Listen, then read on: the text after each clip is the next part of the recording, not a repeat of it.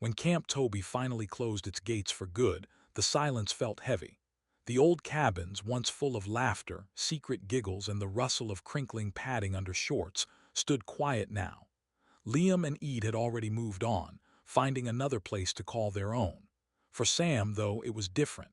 His anger, his pride, and his endless need to be in control had finally caught up with him. That's how he ended up at the group home. Liam had been blunt with the staff there, his voice calm but sharp. Sam is mentally ill. He needs more help than he'll admit. Don't treat him like a boss, treat him like someone who needs care. The staff nodded, writing it down in their intake notes, but Sam only glared. To him, it felt like a demotion, like being shoved down into the role he used to laugh at others for. The group home was not like Camp Toby. Here, routines weren't about team building or playful challenges. They were about structure, safety, and giving boys a place where they could be little without shame. The staff were caregivers, not camp counselors, and every room carried the faint scent of baby powder and lavender detergent. Sam's first night was rough. He refused dinner, refused bedtime, refused the soft blue sleeper laid out for him on the bed. But when he finally tired himself out, he collapsed in the crib-sized bed, thumb in mouth, the rails clicking up gently around him. And for the first time, Sam wasn't in charge. The door opened with a soft creak, and in stepped a tall male nurse in pale blue scrubs. "Mr. Sam," the nurse said gently, pulling up a chair beside the bed. "I can't be here. Is that what you said?" Sam huffed, avoiding his eyes. "I used to be better than this. I ran a camp. My camp shut down, and my so-called family just sent me here like trash." The nurse only sighed, rolling up his sleeves. "Sometimes family makes hard choices. Doesn't mean they don't care. But right now, you're here with us, and we'll take good care of you." Without asking further, the nurse lowered the rails, slid a changing mat under Sam, and began untapping his damp diaper with practiced hands. Sam squirmed, cheeks burning with shame. "Sam, right?" the nurse asked softly. "Yes," Sam muttered. "Good," the nurse replied. He reached into his pocket and held up a small foil packet. "Okay, you'll need a suppository today." Sam's eyes went wide. "Why, I don't need that." "New patient gets one," the nurse explained.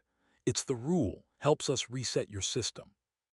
After that, you'll have some TV time in the lounge." Sam groaned, but the nurse only ruffled his hair. "Don't worry, champ, we'll get you comfy again after. You'll feel lighter, trust me." "Let's put Elmo on, shall we?" the nurse said brightly. Sam opened his mouth to argue, but before a single word left, the nurse rummaged through his bag and pulled out a bright red pacifier. "Wait, hey, that's mine, you can't just—" Sam sputtered, but the pacifier was pressed gently into his mouth. "There we go, much better, no need to fuss." The TV flickered to life at the end of the bed, the high-pitched voice of Elmo filling the quiet room. The nurse smiled. "See, comfort first, rules second. You'll learn how we do things here, Sam." Sam shifted, glaring at the ceiling, realizing he wasn't the only one who had been pulled into this world. Across the room, two boys in wheelchairs, Tom and Landon, watched. "That's the new guy," Tom whispered. "Your new roommate," Landon grinned. "He won't know what's about to come." Sam's stomach tightened. "What?" he snapped around the pacifier. Tom chuckled. "Don't fight it too much. You'll get used to it eventually, or Ben'll make sure you do."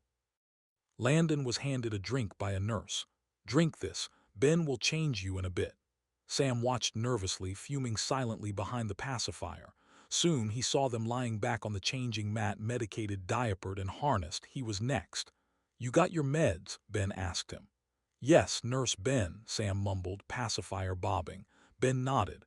"Tomorrow all three of you get haircuts. Today just your head." Sam shifted nervously. "A long time ago I had laser hair removal down there, so it doesn't grow." Ben paused, raising an eyebrow but keeping his tone calm. "Oh, good to know, Sam. That makes things a little easier for you then. We won't have to worry about that." The next morning, Ben knelt beside Sam's bed. "Next time only talk if the staff asks you to speak. Got me?" "Yes, Nurse Ben," Sam murmured. "By the way, your power chair was donated." Sam's eyes went wide. "Thank you, Nurse Ben." Ben smiled. "It's PT time, let's get you up." Sam groaned, knowing his freedom was gone. On the mat, he tried moving his arms for PT. Every effort made him groan behind the pacifier, his small body trembled. The PT guided him, using a back brace to help posture. Sam hated it. No, this isn't right, he thought. Yet the brace allowed him to move better, muscles straining as Ben and the PT encouraged him. Sweat dripped, his body shaking, but finally the session ended. Ben double diapered him, slid him back into his chair with tray and harness in place, and kept the back brace on for support. Sam felt trapped, exhausted, and helpless. Later, Ben texted Liam. Sam's on PT. No clothes, no diaper, totally embarrassed. Lol, I love this job. Sam's cheeks burned, pacifier bobbing, powerless as Ben wheeled him through the busy streets of NYC. He was overloaded, sights, sounds, smells, and movement all pressed down on him until he could barely think. By the time they returned home, Sam was trembling from exhaustion. Ben changed him again, tucked him into bed, and whispered, "You deserve all this." Sam was asleep, pacifier bobbing, body limp. Then Ben's voice dropped, dark and low.